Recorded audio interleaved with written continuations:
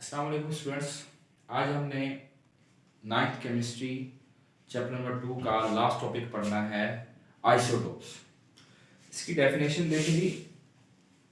ये एटम्स होते हैं, एक ही एलिमेंट के एटम्स होते हैं जिनका एटॉमिक नंबर सेम होता है, मगर एटॉमिक मास या मास नंबर क्या होता है जी, डिफरेंट होता है। इनके पास number of proton and number of electron same होते हैं, चेंज नहीं होते, ठीक है। और डिफरेंट नंबर ऑफ न्यूट्रॉन, मगर नंबर ऑफ न्यूट्रॉन क्या होते हैं जी, डिफरेंट होते हैं। अच्छा, ये क्वेश्चन बनता है isotopes have same chemical properties या isotopes shows the same chemical properties. Chemical properties same क्यों शो करवाते हैं? क्योंकि इनकी सेम इलेक्ट्रॉनिक कॉन्फ़िगरेशन होती है, इसके ऊपर डिपेंड करते हैं केमिकल प्रॉपर्टीज, इलेक्ट्रॉनिक कॉन्फ़िगरेशन, इसलिए इनकी केमिकल प्रॉपर्टीज सेम होती हैं। मगर फिजिकल प्रॉपर्टीज डिफरेंट होती हैं। क्यों? क्योंकि ये डिपेंड करती हैं एटॉमिक मास या मास नंबर पर। इस वजह से इसकी क्या होती हैं, फिजिकल प्रॉपर्टीज डिफरेंट होती हैं। एग्जांपल देखें जी। हाइड्रोजन एक एलिमेंट है, इसके कितने आइसोटोप्स होते हैं? 3 होते हैं, 1 2 3। देखिए सबको हमने H H H के साथ ही रिप्रेजेंट किया हुआ है, ठीक है। एटॉमिक नंबर और मास नंबर एक एक है, इसको कहते हैं प्रोटियम। इसमें देखें प्रोटॉन भी एक है, इलेक्ट्रॉन भी एक है, मगर न्यूट्रॉन 0 है। ड्यूटेरियम, हाइड्रोजन 2, इसका क्या है जी, मास नंबर है 1, इसका एटॉमिक नंबर है, मीन प्रोटॉन भी एक है, इलेक्ट्रॉन भी एक है, न्यूट्रॉन। अब यहां पे देखें, यहां पे न्यूट्रॉन 0 थे, यहां पे न्यूट्रॉन 1 है, मीन के न्यूट्रॉन नंबर कम या ज्यादा हो रहे हैं, मगर प्रोटॉन और इलेक्ट्रॉन। अब इसका देखें, प्रोटॉन और इलेक्ट्रॉन एक एक है, और जो न्यूट्रॉन है वो हमारे पास कितने हो गए जी, 2 हो गए। यहाँ पे न्यूट्रॉन कितने हो गए जी, 2। तो न्यूट्रॉन क्या हो रहे हैं जी, डिफरेंट होते जा रहे हैं। ऐसे आता है जी कार्बन का। कार्बन के 3 आइसोटोप्स होते हैं, कार्बन 12, कार्बन 13, कार्बन 14। ये इनके एटॉमिक मैसेज हैं, डिफरेंट है। एटॉमिक नंबर देखें 666।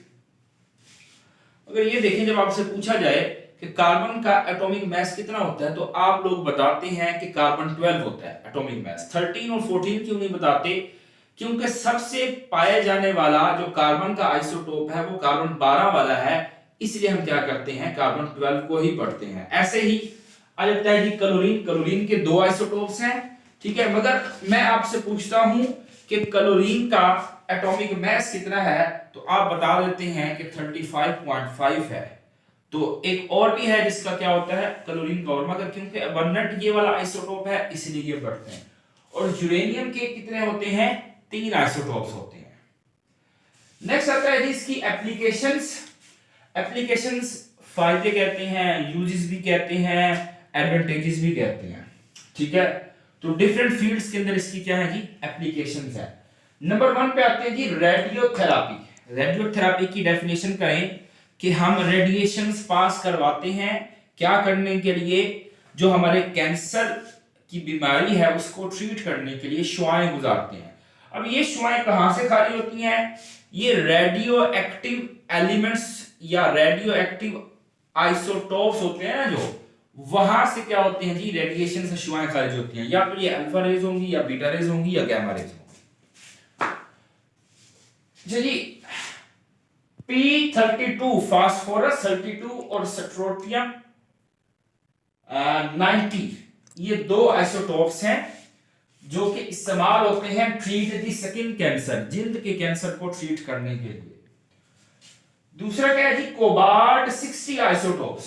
क्या है जी, कोबाल्ट 60 आइसोटोप इस्तेमाल होता है विद इन दी बॉडी। अगर बॉडी के अंदर कैंसर है तो उसको ट्रीट करने के लिए कौन सा आइसोटोप्स होता है, कोबाल्ट 60। अब ये P32 क्या है जी, ये P एलिमेंट का नाम है और 32 इसका एटॉमिक मास है। ऐसे ही Sr 90, जो 90 है इसका एटॉमिक मास है। CO कोबाल्ट जैसे हो गया, और ये 60 इसका क्या है, atomic mass. Trace for diagnosis and medicine, mean diagnosis कहते हैं बीमारी की तशखीस लगाना, बीमारी का पता लगाना, और मेडिसिन मीन उसको ट्रीटमेंट करना। जी रेडियोएक्टिव आइसोटोप इस्तेमाल होते हैं क्या करने के लिए, diagnose the presence of tumour. Tumour कहते हैं कैंसरस सेल्स रसोली वगैरह को, ठीक है। For example iodine 131 to diagnose goitre. Goitre बीमारी होती है जिसमें क्या होता है, ये हमारी जो ये यहाँ पे थायराइड ग्लैंड होते हैं, हाइपोथायराइडिज्म या हाइपरथायराइडिज्म होता है, तो उसकी वजह से क्या होता है कि ये सूज जाते हैं क्योंकि आयोडीन नहीं मिल रहा होता इस वजह से। तो इसका ट्रीटमेंट क्या होगा, आयोडीन हम क्या करते हैं खुराक में देते हैं, तो इस गोइटर को क्या होता है, ट्रीटमेंट होता है। उसके बाद टेक्नीटियम एक एलिमेंट है रेडियोएक्टिव आइसोटोप्स, इसका यूज होता है मॉनिटर बोन ग्रोथ, बोन की ग्रोथ को चेक करने के लिए। उसके बाद आर्कियोलॉजिकल एंजियोलॉजिकल यूजेस, मीन के जमीन के अंदर जो चीजें हम निकाल रहे हैं उनकी एज डिटरमिनेशन के लिए क्या होते हैं, ये यूज होते हैं।